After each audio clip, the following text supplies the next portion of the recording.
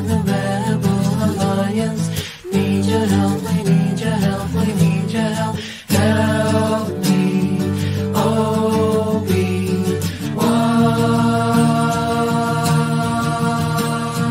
Help me, Obi-Wan.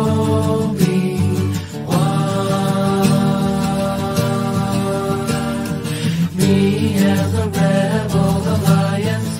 Need your help, we need your help, we need your help. We have the Rebel Alliance. Need your help, we need your help, we need your help. We have the Rebel Alliance. Need your help, we need your help, we need your help. God save my Rebel Alliance. God save my need your help, we need your help.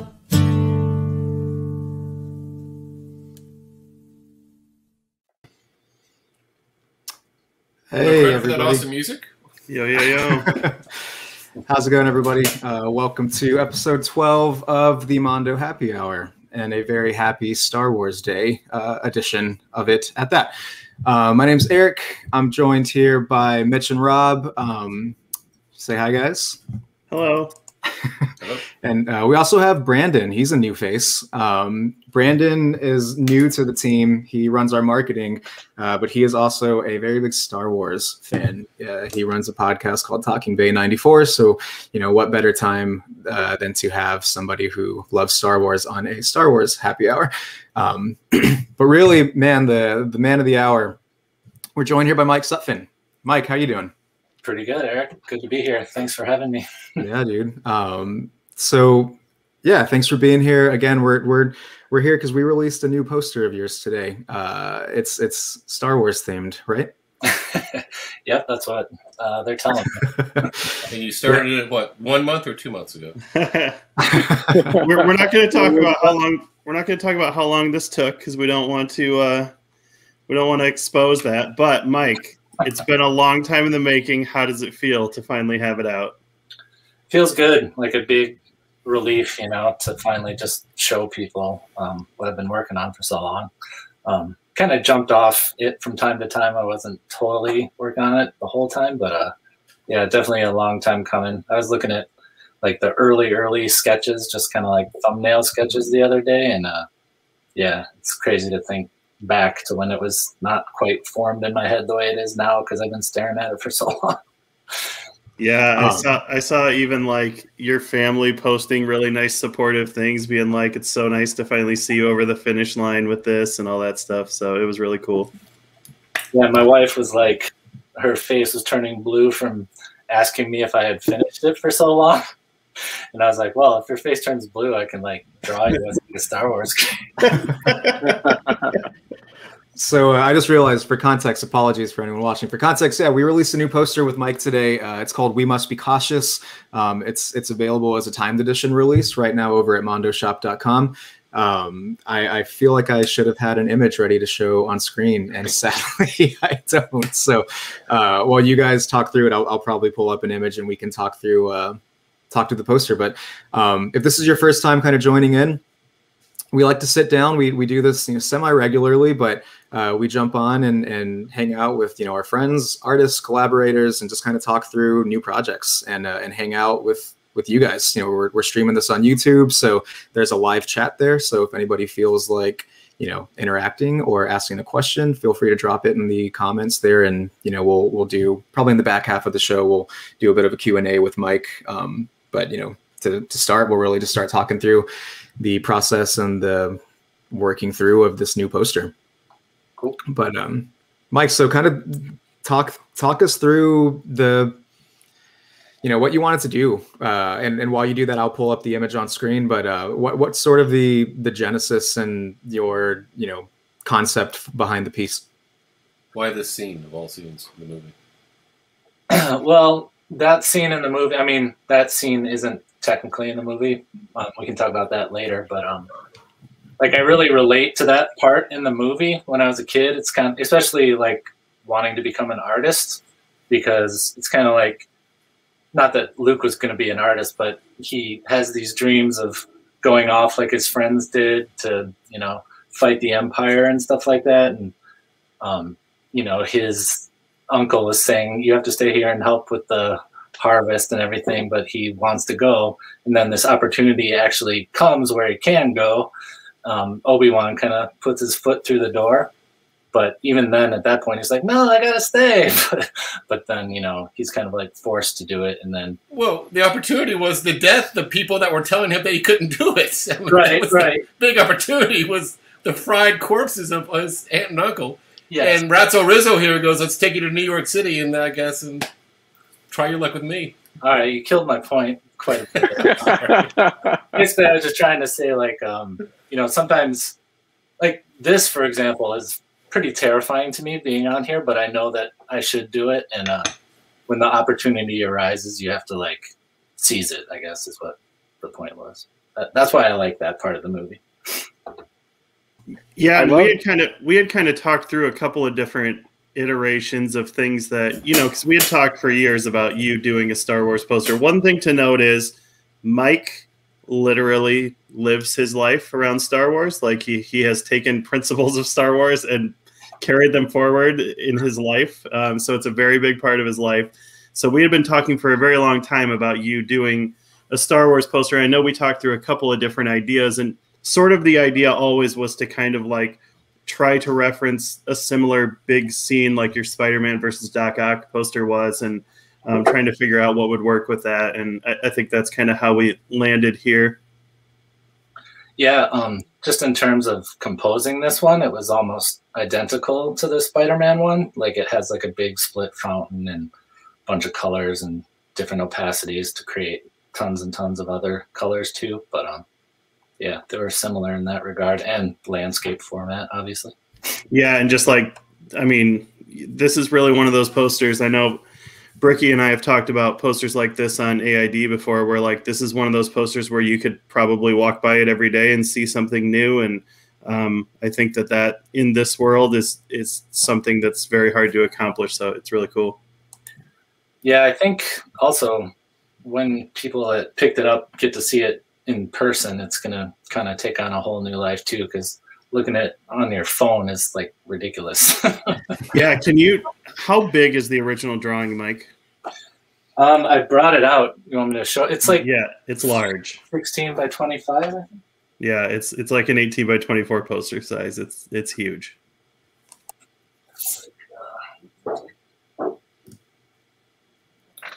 Whoa. That's great. Jeez.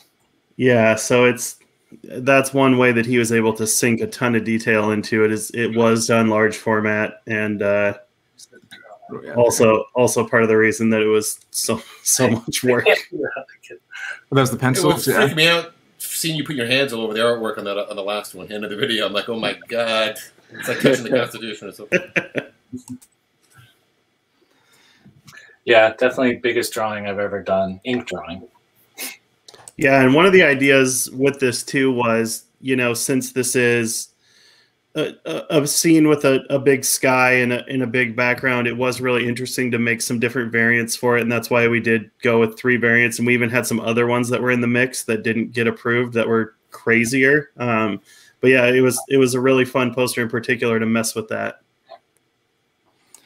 Yeah, I think what blew me away is when you were, you know, describing the kind of concept about it of it essentially being like a sketch page that would have fallen out of, you know, a concept designer's book, you know, because this really feels like so much like a love letter to Star Wars, to these characters, to these worlds.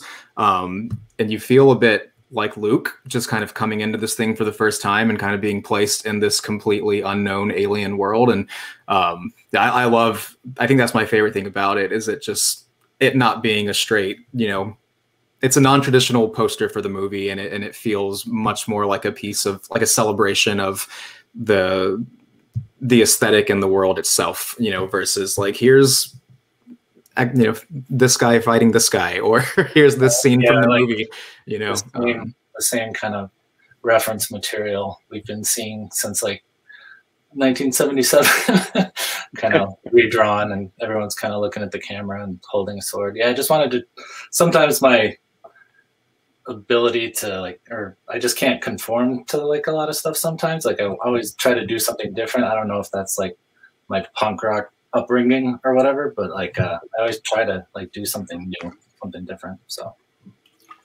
I was talking to Todd Slater about it, who also bought one quite quickly.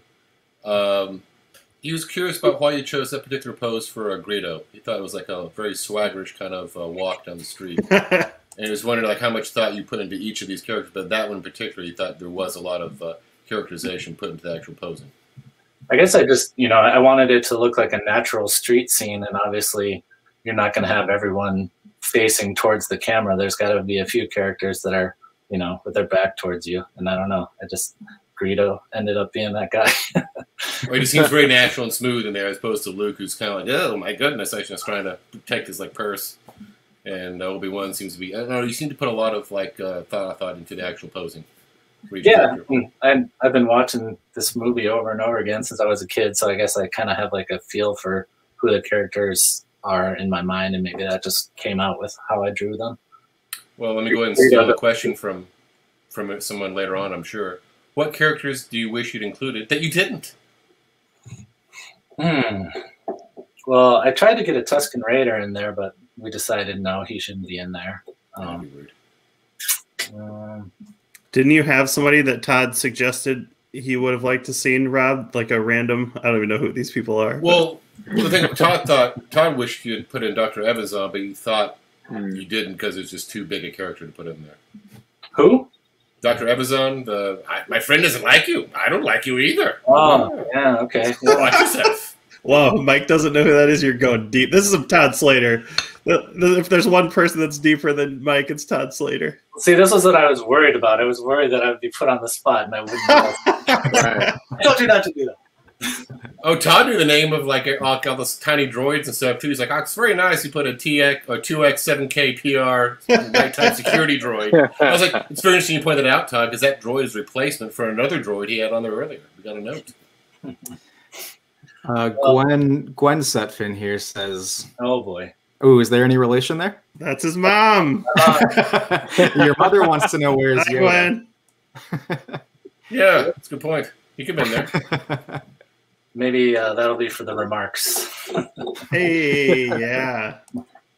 I'll do a remark of Yoda for my mom for Mother's There we go. There we go. That's By Sunday for Mother's Day. My mom's very, very amped on this poster.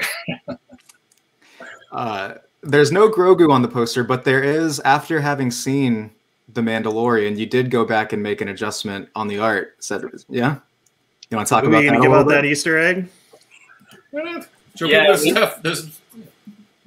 we had the poster was approved, and then I saw the final episode of The Mandalorian, or I don't know if it's actually I think it was like the second episode, but anyway, the R5D4 droid has the explosion that comes out of the back of his head, and it's clearly the same droid in The Mandalorian that's in A New Hope. And so I was like, oh, it'd be so cool if I like tied it into The Mandalorian. So once it was approved and everything, I went back and we had to redo the skull mark on the back of the droid. Yeah, it was like it was almost as soon as like that episode finished, like he sent an email and was like, hey, this just happened, can we go back and add that burn mark into the R5 droid? And it's like, yeah, dude, that'd be rad. So yeah, there's like a scene where it focuses like right on the back of it. It's like no way I could have missed it. So have you ever read any R5D4 backstory? I was about to say, you're supposedly he sabotaged himself. Oh, to really? help out R2D. R2 was like, man, can you help me out? I got to get off this ship.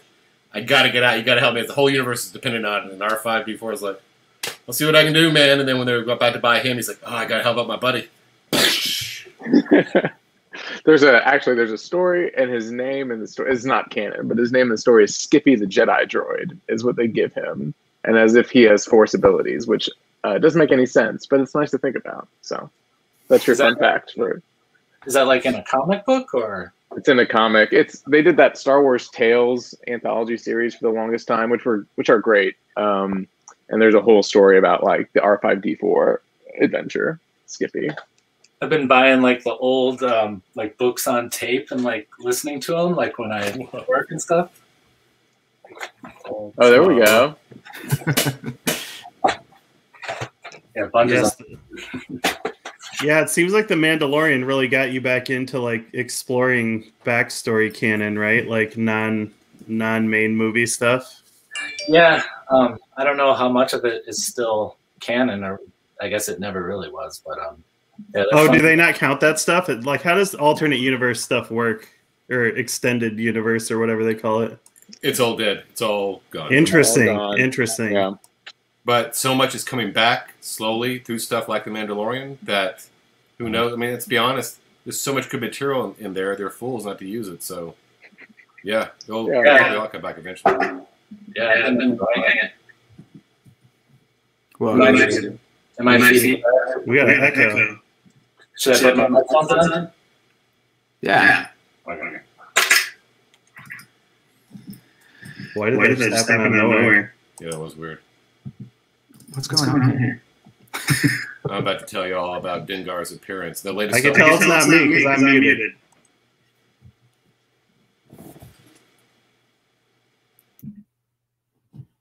Check. Check. Gotcha. Sorry, I think it was my second screen. Oh, wait, it's doing it again. Does anyone have YouTube open? Now I'm on. Anyone? Hello? Can you hear it?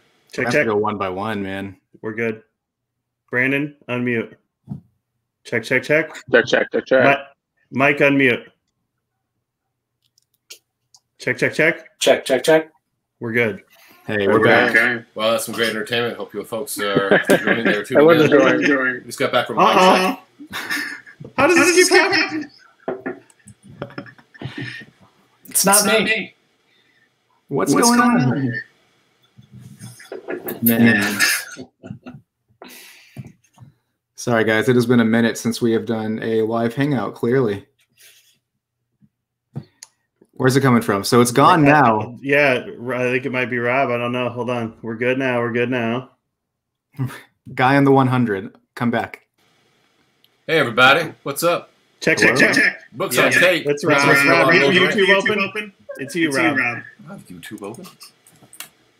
Do you have... Hey, Rob, you know what? Go back into those settings and turn that anti-echo. You know what? I'll figure it out. Y'all talk about Star Wars. Yeah. We're supposed to have this figured out this far in the future by now. But in the 70s, they were flying spaceships around. I agree. That's why it's called Echo Base. That's Funny. Brandon, how do you... I was just going to say that was really good. Rob, turn that anti-echo back on that you unclicked in the settings. Anyway, yeah, we're back. So, Mike, do you have any of the variants? Which one was your favorite to do, and how do you feel about them versus the regular? I really like the MV. Now I can't hear myself talking, but that's all right. I like the MV 175 quite a bit. Just the gold and the silver. It just I kind of thought to do that because of the classic Star Wars colors kind of in the beginning, the yellow and black with the white dots, and so just grayscale with yellow is kind of Star Warsy to me. But yeah, I agree. And after now that everyone on the video has sort of seen the ink drawing and what went into it, that's why we wanted to do the keyline one. Was right. A lot of times when somebody pours that much into an ink drawing and then you have to actually turn it into like a 10-color screen print, it can kind of get buried a little bit what all is going on in there. And so I think that was one of the reasons that we did the keyline version, just to bring everything to the front in the same color and show how much is poured into it. And I know I'm super glad we did that one too. Cool. Yeah, the actual line drawing was cut up into about 5 different colors. So to see it all assembled back together as just straight black was pretty cool. Yeah. And that was an interesting technique to give it depth. And I don't know how often that is done, but I thought it was really interesting how you took the key line to a lighter color in the background to give depth. Is that something you often do? I think it just comes from a background in painting. Like that's what I did originally, like with a lot of Magic the Gathering stuff that I used to do. I just painted all the time. And so just when I had that stark blackness of black and white pen and ink drawing. I just can't help, like, I don't know, it just looks wrong to me. I have to push it back. Yeah, that makes sense. And also, I'm a huge fan of Aaron Horkey, and I see him do that kind of thing from time to time. So, yeah. Somebody's asking, have you listened to the Courtship of Princess of Leia yet? I don't know what that is, but Princess of Leia. Or Princess Leia. You should not listen to it. It is. What is it, Brandon? It's a book. It's a book about Princess Leia entering into a political relationship, and it's great. It is not the best. From what year, roughly? It's from like 95, 96, something like that. Yeah, nothing. But it does have it has a Drew Struzan cover though, so you know you can buy it for that. Interesting. No, I never heard of that. And that's for the best, probably. So it's a political relationship, huh? I don't know if I know what that means. Like, since she is the princess or the queen or whatever at that point of the Republic, she has to marry into the family of some other planet, and Han Solo is pissed. Yeah, it's great. It's really good. She kicks it with rancor. She kicks it with rancors, with witches on top of rancors. It's something to check out, but definitely do not read it. Read the Wikipedia, and that'll be enough. Mike, so kind of run us through your history with Star Wars, because this is not the first official Star Wars art that you've done. Yeah. Yeah, I've done a few projects.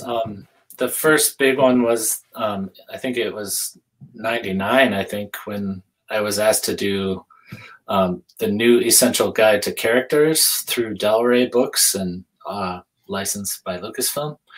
And have you ever heard of Tony DiTerlizzi? He's a really amazing artist. He came up with the Spiderwick Chronicles, and he also did a lot of Dungeons and Dragons work. But anyway, I became friends with him early on, and he just did this Star Wars project where everyone drew their favorite character, and I did Bib Fortuna, and it was just for fun. We didn't sell them or anything. It was just like everyone that did the project got a copy, and I think one of his friends saw my piece in that and showed it to Del Rey, and that's kind of how it all started. And then I had to do like a few tests and things like that, like just to see if I could handle doing 100 full color illustrations in about 7 months. So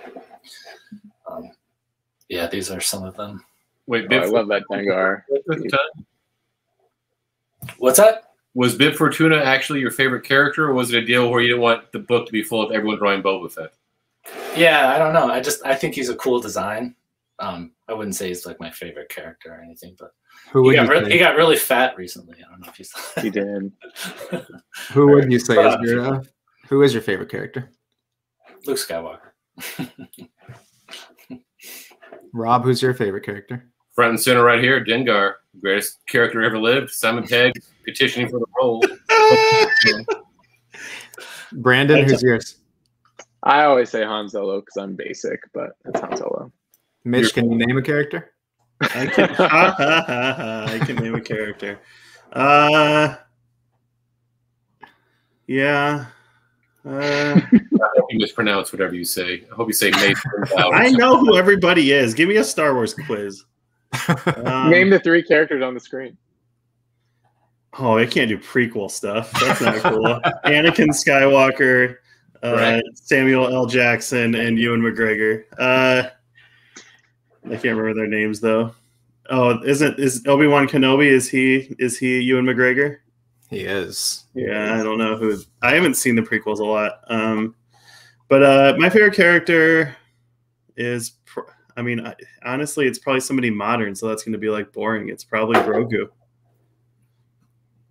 Oh, I thought it was live. It is live. You guys, can my daughter come on and say what her favorite character is? Yeah. Come here, Thora. Thora. You got to put the headphones on to hear them. Hello. Come on screen. Who's your favorite character, Thora? My favorite character is Princess Leia. Yeah. Hi, Thora. I haven't seen you in so long. How you doing? I'm doing good. Good. That's awesome. Princess Leia. That's a good one. Yeah. She just wanted to be on YouTube. She's a big YouTube fan. Oh, you're a Yeah. YouTube star now. You're live on YouTube right now. Yes. Yeesh. Yeah. Yeesh. Thank you. I want to ask Thor's opinion on Han Solo as being a terrible boyfriend material.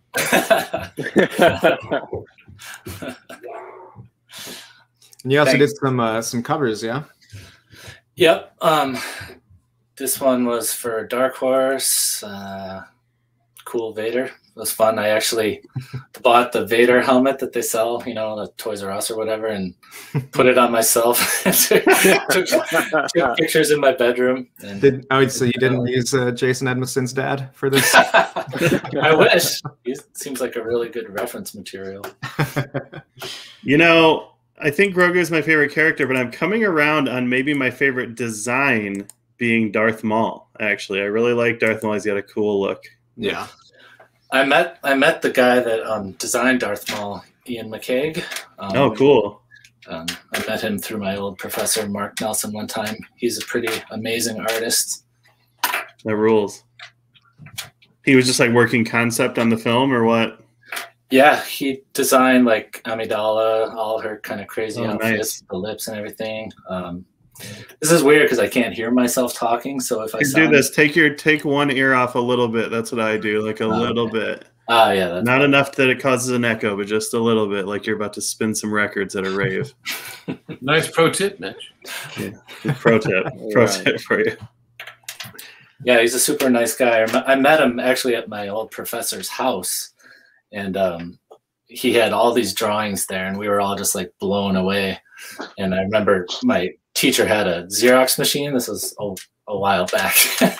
And we were just like taking all his drawings and Xeroxing them. I still have like a big pamphlet full of like all these sketches. He's like super fast. He uses like really, really soft pencils, kind of the opposite of how I draw. But super cool guy. You do a lot of mashing, Dr. Mashing into the paper. Yeah, I usually draw with like super hard leads, like 4H, and like a lead pencil. I don't know if I have. Like I use one of these. It's like a sharpener, so I can get the point like super fine. I'm going to ask a question for the nerds out there that ask these questions. What did you use for a pen on the ink drawing? I used a Marsmatic. I think a 0.13 for the most of it, which is like pretty small. Yeah. So I don't know if this is coming through, That's great. particularly the blue line, but our first email with Mike, I think, dates back to like 2018 for this project. So this is roughly 2 to 3 years in the making, and this first image. You're not supposed to say that out loud. Yeah, I don't want to know. This first image right here, that was, at least that we have, the first kind of concept that you sent through was just this this drawing of Mos Eisley. That's weird. I do not even remember sending that. Kind of surprised that I did, but it's cool to see. That is cool. Eric, Josh M wants to know if you wave your hair when you get out of the shower like Pam Anderson in Baywatch. Do I or Eric? Eric, I don't know what that question means, but I'm here for it. Yeah, every time without fail. Reagan Hunter is asking, do we have any favorite Star Wars prints? Ooh, I'd like to know Mike's answer. I have the Martin Anson hanging on my wall right there. That's the foil. I really like that one a lot. It's a good one. I think my favorite, I have a favorite, and it's for a weird reason. My favorite is Jeff Soto's Gonk Droid. And I remember the reason that that's my favorite is that was, Rob, would you agree that was one of kind of our first big leaps outside of like what a movie poster would look like? And it felt really obscure and weird to do at the time, and it felt very much not like a movie poster. And in some ways it kind of pushed forward what we do here, which is things not needing to look like a movie poster. Exactly, but also choices too. That was our very first Star Wars poster that we ever released. Yes. So we launched a Star Wars series with. We wanted to tell people, no offense, Brandon, we're not making a fucking Han Solo poster, so get the fuck out of here. Now we would make a Han Solo poster. Be sure when Thora watches. Be sure when Thora watches herself on YouTube that she turns it off before that part. Yeah. For no joke, we wanted to show people that it's going to be a different approach than what most folks would normally take. Yeah, and it was, and also at the time, like we weren't that far into doing Mondo posters, and so at the time, I think that was also like one of the first big like gallery artists we worked with. Probably Rob, do you think? Like him and Alex Pardee, and also that Star Wars series had Dave Kinsey too. So we were also really like going outside of, especially for that time, like usual poster curation. So I think that one kind of felt like a really solidifying poster for us. Kinsey was probably my second one for me. Yeah, that one was really cool. Mine's Paradroid as well, but to pick something different, I'll say Handshot First by Florian. Rob Darth Vader. So many characters. Cool. Yeah, everyone was so excited after Ollie Moss's posters to go, what's next for Mondo? Oh, cowboys and a steampunk Vader head. Great. When's Tyler stuff coming? Please. No, I mean, I agree. I love Rob's Vader. I love Anson, like Mike said, and I think Scott C's really stands out to me as well. Mm-hmm. And then that was another like monumental effort, like Mike's. It really was. That one took so long to make too. Yeah, McCarthy's Probot one too was really awesome. Just a big winter scene, and then just this little tiny shadow. Oh. Yeah, we've done a lot of Star Wars posters. I have 10 Banthas framed over here. Jay Ryan, I really like that one a lot. Oh, I like that one a lot too. Yeah, that's really interesting. Good. It's interesting to think back on that series. We were like so accidentally experimental. It's very weird to think back on, because I don't remember setting out for it to be like that. But when you look at Mondo history, there really weren't many prints like that in our catalog before that series, and we just were trying lots of new things, I guess. That was like also like the second year I worked at Mondo. I mean, it was early. Speaking of Mondo history, I have Mike's first Mondo posters that we worked on together. Okay. Pull those up. Just give me a second here. My computer disconnected.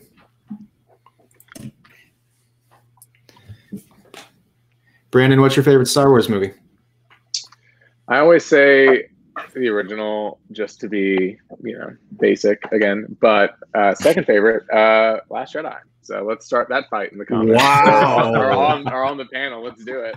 Oh, should we take everyone except Mike and Brandon off screen here? And let's see what happens. This will be great. Yeah. No.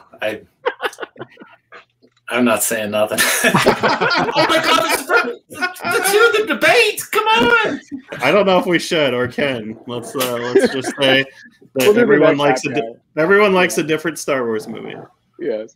My favorite is nothing except for The Mandalorian. I really like The Mandalorian. I really like The Mandalorian. It's so good. I don't know if A New Hope is the base. I'd say the basic answer, which is mine, would be still, unfortunately, Empire Strikes Back, because it's the bummer one. My favorite division of the movies. My favorite old ones is Return of the Jedi, just because it's the dumbest and most insane, and I always liked that one as a kid. I love Jedi. It's so ridiculous. Okay, so here's an interesting thing. My kids, who are 9, 7, and 4, literally just watched all 11 movies plus The Mandalorian, and I asked them what their favorites were, and each one of them liked one of the prequels. That was their favorite, and I was kind of blown away that was the answer. We're doing it. Like the prequels, Brandon? Oh, well, I mean, not to date myself, I grew up with special editions and prequels, so it's like all Star Wars to me is just like, yep, this is fine. So I'll take it. I rewatched them recently, and while there's lots that don't quite sit well with me, like the underlying plot is actually like really, really good. Yeah. If you take out Jar Jar and farting creatures and things like that, it's not so bad. But yeah, I thought that was interesting because they are experiencing all of them for the first time, including the modern ones, which theoretically, like the theory should be kids like the newest ones because they have the best production material and acting and everything, right? And no, it was the prequels, so whatever, I guess. The best acting in the prequels. Yes, without a doubt. Haji's interested to know if we're going to do an Empire or Jedi follow-up. Mike, if you do it, can't be like this. That's for sure. Have you considered? Have you considered any follow-ups or what, either one, what you do for either of those films, Mike? Yeah, I do. I have those all kind of like mapped out in my head. I know what I would like to do, but definitely can't spend the exact amount of time. And I've thought of ways that I could reduce the time. Like I did the first thing I wouldn't do is do like a fully blown rendered pencil drawing, huge size. That took a lot of time in the beginning, but I mean, I can definitely save you some time on this if you would let go of some control. Well, actually, I don't know, because so what people don't know about Mike's process is that seriously a gigantic amount of it is the coloring and separations, because Mike goes in and there's so many different shaded layers in here, and there's there's people way in the background who are an inch tall that Mike spent days coloring their belt and stuff. I mean, it was blowing my mind what was going on. And so like that is a huge part of the process. And so I feel like if there's any way to streamline that process a little bit more, it would make a giant difference. Well, I figured that out too, is some people think like you can do this and it's good for like other purposes, but I did this one at 600 DPI, which is the biggest I've ever done it. And after talking to DNL and other people, he was like, yeah, like 300, 333 is probably like the max you would need to do it at. So just having that constraint and not be able to zoom in to 600 DPI would probably speed up the process quite a bit. So, yeah. I gotta tell you, man, I did my first 333 DPI poster designing for that specific DPI versus 300 as I've done my whole career with DL. Mm-hmm. And the results, I'm not kidding, Mike. I had to get a magnifying glass to be able to read some stickers because the letter forms held up, but I couldn't read it with my reading glasses. I had to actually get in there. And it held up. That's something that John has been trying to tell all artists, is that the DPI that DL, and I think both of our printers we use a lot, the DPI that they natively print films out at is 333. So they tell artists, if you can work at 333, you will have the best translation to detail in your screen print. Now, obviously, this didn't matter with Mike because he went the opposite way. He was at 600. So, but like often people will work at 300 and then you have to blow up a little bit to 333. And so tiny stuff can get the tiniest bit lost. So that's one thing we've been trying to be more communicative about on our end. Yeah, to be clear, DL's equipment is designed to print like numbers and stuff on Japanese credit cards. That can be some of it, yeah. Some of it, yeah. Don't put the hype, bitch. What are you doing? Yeah, but like 333 to 600 is a huge difference. Yeah, but I was just saying 300 to 333 was a bigger difference than I anticipated. I was very surprised. I was like, good lord. Yes. As far as any potential follow-ups, do you think you'd want to follow suit as far as it not being a strict recreation of any one scene, but more an interpretation of like the spirit of the film? Yeah, I think it would almost have to be.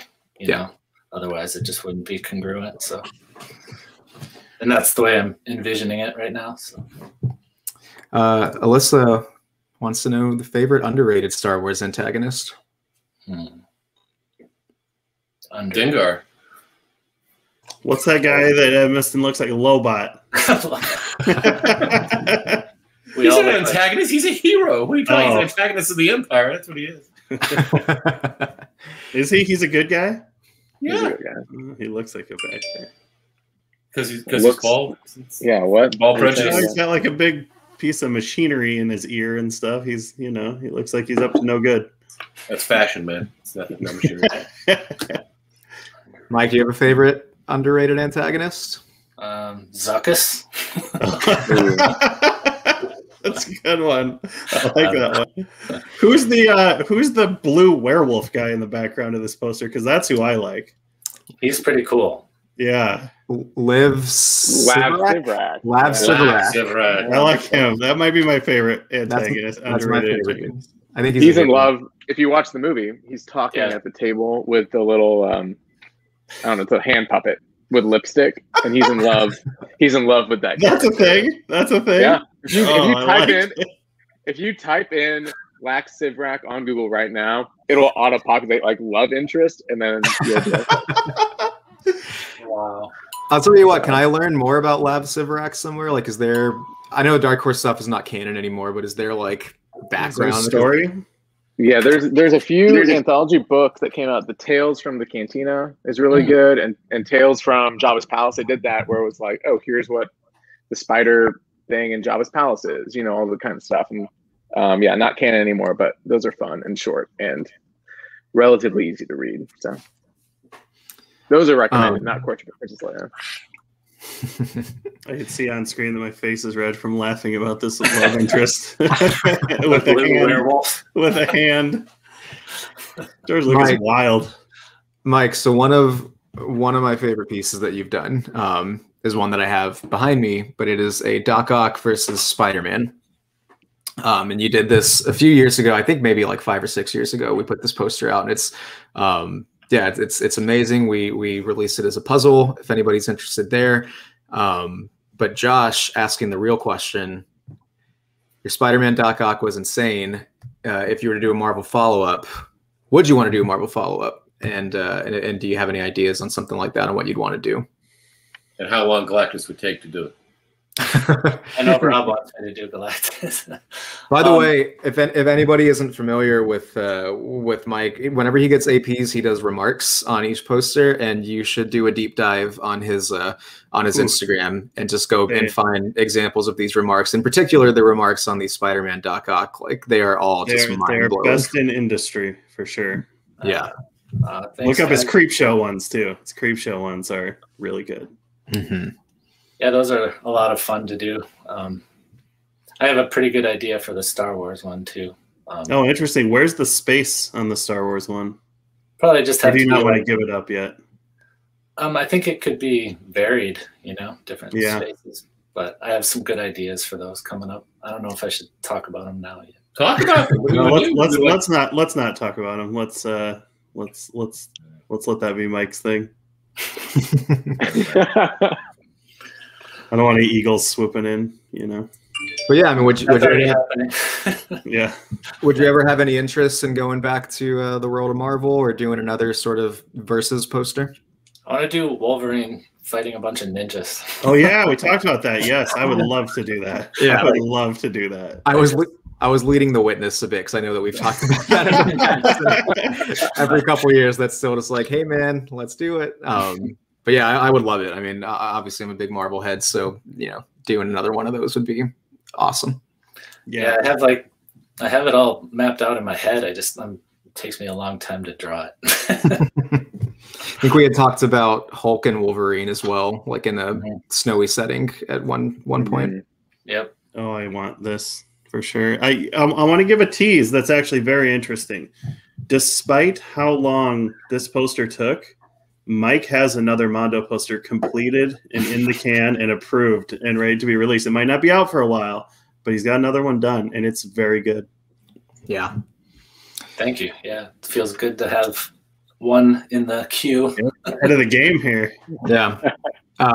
If y'all remember last year at Comic-Con, we teased a Mondo and Vacuum and third partner. Really giving some hints here. Yeah.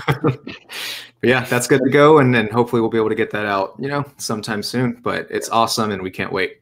We are waiting on one Vacuum member that takes even longer than Mike to draw, so it should be enough tease for you. If there's any questions in the chat, feel free to drop them in, and let's see a little bit of Q&A with Mike here.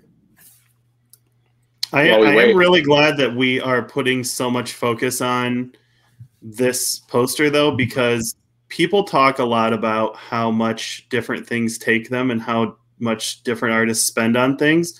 And this one is a real, like, it shows that, I mean, like, this thing couldn't have been done much sooner, I don't think. And I think that's really interesting to spotlight, because unlike a lot of things that you see or hear, like, oh, this took 100 hours or 200 hours, like this, I mean, even just the background of this screen that we're talking on, like, this thing took forever because there's not a line out of place and there are a lot of lines. So for those that don't know, I also share a studio with Mike here in Minnesota, and have seen him working on this thing, and it's been one of the craziest processes on a single poster I've ever seen in my life, for sure.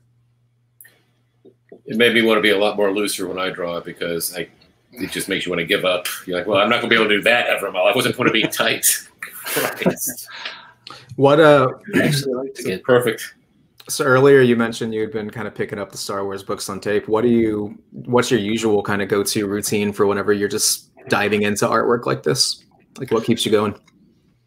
Usually I just listen to music, straight music, records, CDs. I got tons and tons and tons.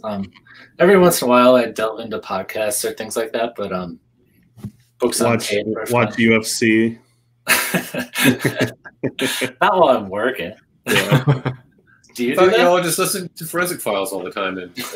We've done some of that. Yeah, those are the good old days. Yeah, we've definitely done some pre-pandemic. We've done some listening to Forensic Files and other horrible things like that. Jeez, I just realized we glossed completely over that. It's how long we've been in this. How are you doing, Mike? How has the last year sort of been for you? I know, I'm sure how it's been, but like, you doing all right? Better now. Yeah. It's been rough, to be honest. I mean, I hate to complain. I mean, it could be a lot worse, but being a parent during all of this is rough. Like my daughter was doing distance learning for since the beginning. Just staying here at home, and she's kind of wrapped up in video games and not having a lot of outside experiences. It's like, what can we go do? We can go like walk in the park, or like there's nothing to do. So she just went back to school about 2 weeks ago. So she's starting to like have interactions with other kids that I hear about, and it's going a lot better. That's awesome. Cool. Did that conflict at all with most artists that we work with tend to be night owls and do all their work during the overnight? Has that sort of changed your schedule and your the way you are doing artwork versus being a stay-at-home parent with a child that has been home for a year? I've never been able to like kind of get away with the late night shift ever since having a kid. I mean, I don't get up at 5 a.m. or whatever, but I get up pretty early and then just kind of work till I'm ready to pass out at night and then watch TV for like an hour. But yeah, pretty busy the whole time. I've slowed down a little bit during the pandemic. Had some health issues and stuff too recently, so doing a lot better now. Feels good to get this off my chest too, the whole poster. But, yeah, I don't know anyone that hasn't slowed down artist-wise during the pandemic. It's been really interesting to watch. I've talked to so many artists, and they're like, I should be faster because I have more time theoretically, but I just feel like after a while, like motivation has been tough just because of like general dread. It's been tough, but it's similar situation here. Like everything's theoretically been fine, but when you have kids, it's really complicated, and it's really complicated now because like Mike and I both live in Minnesota, and it's still like pretty high numbers here, and my kids really want to play with other kids, and like theoretically I'm vaccinated, so it would probably be okay, but it's a really hard thing to sort out when you have kids and what kind of risks to take. There's no good choices, really. Yeah, I know. Take the best one. But. Yeah. Anyway, enough pandemic talk. To shift the mood. Hey, boy, did you ever dress like a Star Wars character for Halloween? Bring up Amara's question. Yeah, I wasn't a highlight that one. Amir wants to know, Mike, are you a metalhead? Yeah, I love metal. Mike, do you want to talk about your musical past at all? Yeah. Sure. Whatever. Mike, for those that don't know, Mike was in a sort of seminal hardcore band in the Midwest called Charles Bronson. And it's really funny being friends with Mike because that's how people know him, which is so interesting because as Mike tells it, at the time when they were playing, it was very small. And then like after they broke up, they became more lore. And so like, Mike, it seems like we more often run into people that know you from that than like being a working artist your whole life. It's so funny. We're such a small period of your life. You say that, but I don't know if I agree with that. It's funny. It's so funny when it happens. I knew Mike coming in from Charles Bronson, and I was completely I was blown away whenever I got the job at Mondo, and knowing that you were an artist that Mondo worked with, I was like, holy, yeah, I lost my mind a bit of like starstruck just because I grew up in high school listening to the band, you know. So yeah, that was a kind of a really funny clash of worlds for me that has been awesome, you know. Oh, I had no idea. That's amazing. Yeah, I've dropped that story like a lot. I'm like, oh, by the way, the guy used to be in Charles Bronson. Like, holy shit, really? Yeah, very rarely does somebody not know it. It's so crazy. Vinyl Score says, I worked at a record store for a decade and we sold so many of your patches. That's funny. Yeah, like I mean, we just did it for fun, you know, and yeah, it did kind of like take on a bigger thing after the band broke up, and I actually left the band before the final record. But I remember I moved to California and like walking down the street, people were wearing like Charles Bronson t-shirts, and I was just like, people were coming up to me at parties, and I was just like shocked that it took on this thing. Warang has a good question here. Mike, do you have any favorite artists or, you know, colleagues that inspire you and that, you know, look up to as far as that goes? Yeah, I like Aaron Horkey quite a bit. Joao Rouse. I like Vanessa Foley. You know, all the backing people are amazing. There's a theme here, yeah. We're talking about like Mondo artists. Artists in particular. It can be Mondo. It could be just any artist like who inspires you to, you know, push yourself. I think Martin Anson is the best Mondo artist. He's just incredible. Everything he does, like the compositions are just mind-blowing to look at. I have a bunch of his prints. Yeah, Martin's work is so interesting because we've worked with him for a really long time right now. And two things. Number one, it's evolved so much in that period of time.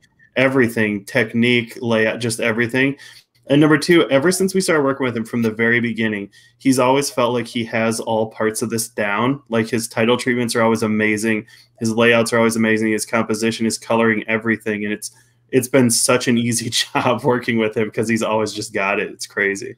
Yeah, he and Taylor are really the best at having all parts because seriously, Martin's fucking type. I've hired him for like separate jobs just for the type work, not even for the illustration.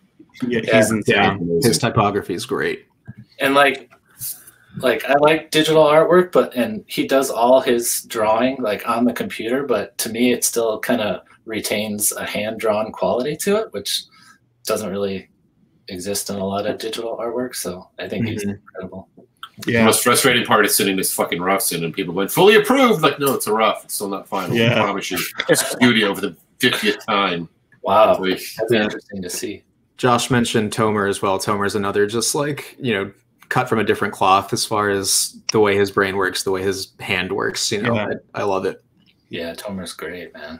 I think Tomer is probably, you know, and this is one person's opinion, but I think that there's a real chance that Tomer, as far as the editorial illustration world, like probably could go down as the best of our generation. I think like he's just unbelievable. You know what Tomer also is? Someone I would wish would do Galactus. So there you go. You're in good company. Jump in the fire, man. What are you doing? I'll start tomorrow, man. after I finish Empire and Jedi. And that other thing we're trying to get an answer on. Oh, yeah. That Rob also personally wants. So What was it? I forgot. It starts with an H. Big part of your life. Big part of what you collect. Like the only thing you currently collect pretty actively that starts with an H that, you know. Oh, yes, that. Jeez. I was like, what Judy Garland film starts with an H? I was like, oh, yeah. This is I was thinking of it in katakana and not in the Ramajis. Billy nailed it with Hitch. Hi, Billy. Good to see you, man. Yeah, Billy asked a question earlier. He asked about upcoming vacuum projects. I'm gonna try and get the site back opened up here and start getting rolling a little bit. So we share a studio. It's on a daily basis. It was usually me, Mike, and Dan Black, and then also Aaron Horkey and Brandon Holt have desks in there. And was just trying to kind of wait till everyone was vaccinated and stuff. And now that that's starting to look better, yeah, we'll probably start trying to roll some things out sometime in the future. I got one thing coming. Yes. Oh, yes. Mike has a very interesting project coming that, Can you talk about it? I don't think we can. No. Yeah. Good But God, it's, it's like interviewing the CIA, man. it's a collaboration with another company, and it's really cool, and I'm very excited about it. This is an interesting question because I think people are usually surprised to hear. I'll often get asked if I have like a lot of Mondo art in my house, and I have very little Mondo art hanging up. So this question, Mike, do you have any of your own art on display, or do you have a favorite piece of your own that you're just like, man, I nailed that? I don't have any of my art hanging. Sorry to disappoint you, but I have tons of other people's stuff hanging up. Yeah, I don't know. I can't learn anything really from looking at my own stuff. So I got a Mondo. Let's see if I can pivot here. I have a Mondo wall. I'm gonna try and turn this computer. I got a Francesco Monsters wall over here.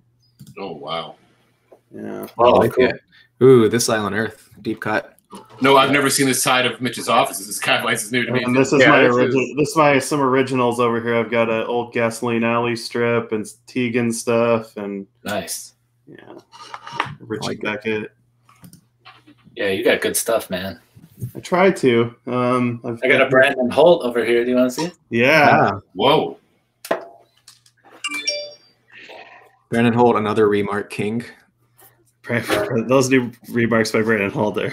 That's creature. Those creature remarks kill me. That's right. Oh yeah. Oh man. The original. Wow. Very cool. That's beautiful. It's pretty crazy, great, man. That was a good question. Rob, what do you have hanging in your house? I have my own artwork hanging in my house. I'll charge you. I'll put a high price on a piece of art. If no one buys, I'm like, great, I get to hang it. Rob, no. What else do you have hanging in your house, though, Rob? Pictures of Rob. Yeah, pictures of myself, and I did just get this in. Actually, it's terrible. No, it's awesome, but it's terrible because it's more of my narcissism. It's a painting someone sent of me riding Hedora, which makes me unable to remember Hedora, the H thing, even worse. Whoa. But I love it. That's great. Yeah, he's also got hey Rob, didn't you recently acquire a large Judy Garland signature that hangs on your wall? Is that a new thing? I have not framed it yet. No. Okay. Yeah. Rob's got definitely the most eclectic wall space, I think, of the five of us. Mm-hmm. Well, the fans of the stuff that I buy are now losing their collections to death. So, like, who did the painting stuff? Oh my God! I wish you had asked. I forgot her name. Sorry. Wow, that's pretty cool. It'll come to you. I got Instagram handles in my head, and I hate referring to people as Instagram handles. I used to do that. Remember our husbands too. I'll say them on my side. Mike, what color outfit does your Wolverine wear? The brown and yellow. You brown and yellow, classic. All leather. All right. Yeah, that's what you need when you're out running in the winter fighting ninjas. You don't want to be. It's realistic. Yeah, it's realistic. Can't be wearing lycra. Let's do a little bit of a giveaway here. What do you say, Brandon? Ooh. I think we could do that. I think we've gotten approval for a giveaway. I think we're allowed.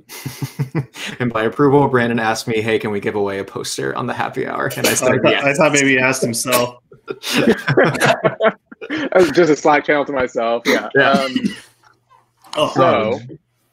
Do we have a picture of? I mean, it's for one of the variants that sold out very quickly. I'm having some technical issues with my second screen, but people can imagine. Describe it to me, Eric. Imagine it's the blue sky variant. It's the blue sky, the blue sky spaceport variant of Mike's new poster. We must be cautious. We have one of those to give away today. Okay, and the person that can answer it the quickest in the chat, I guess. This is a Star Wars trivia question based on someone that's in this print. My favorite character from the Cantina. Okay, so I don't know if we can see Garandan, if we know who Garandan is, but who technically voiced Garandan in Star Wars? First person. But that's your favorite Cantina character, Brandon? I think my favorite's this sock you're talking about now. He's right above me. Everything's always watching me while I work. There he is. Oh. He's a big name actor. This was his last film role, technically. We got a couple of guesses here, but I don't know. His last wrong film role so after far. winning an Oscar. Even. The right answer has not come in. Mike, do you know this answer? You're going to be blown away. Oh, there we go. Justin There W. got it is. Justin John Wayne. Oh, Wow. John Wayne. Wow, that's Very crazy. cool. Is that crazy? I That's was blown insane. away by that. How the heck did Yeah. that happen? Well, it was the guys in the sound department were needing a voice, so they pulled the Universal record tapes and distorted it, and then technically John Wayne is an alien in Star Wars. He's not Oh, so credited. it's like a John Wayne. It's a John Wayne recording that they messed with. Yes. Amazing. Yeah, like he It's didn't so much go cooler through if the John Wayne was a booth, huge sci-fi nerd. That's really cool. Justin So that's W. it. So Justin W. Justin W. Go ahead and email. I can give you my email. Man, we are not ready for this. Not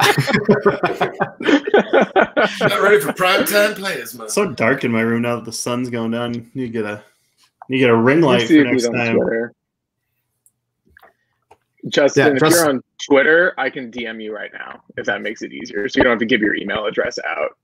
I can DM you from the Mondo account if you want to. Hey, our Mondo alums are coming in. Support@mondoshop.com. Thanks, Oh, look at Darby and that. Shannon. Okay, Thank you, much Darby. easier.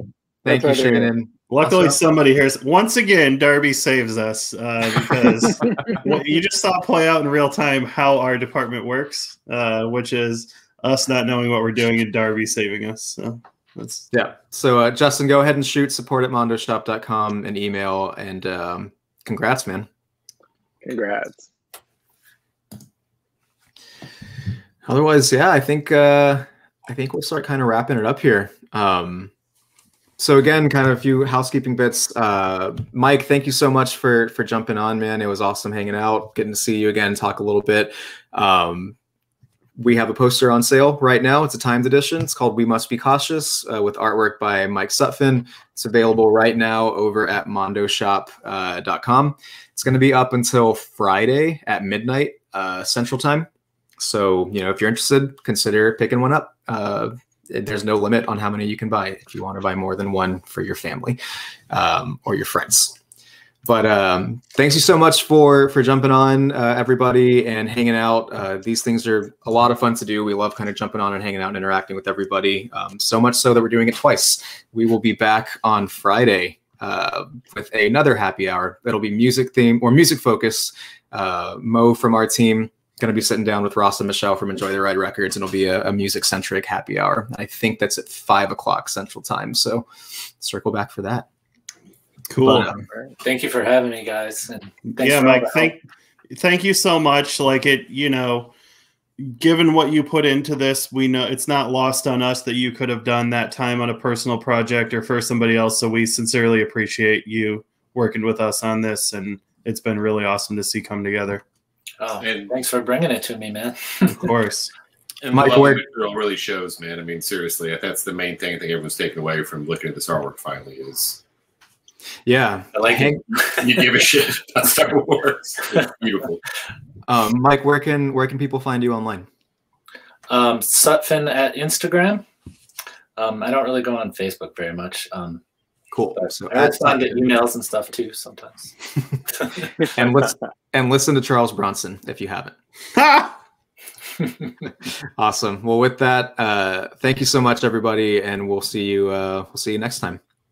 Thanks, guys. Appreciate it. Yeah, thank you.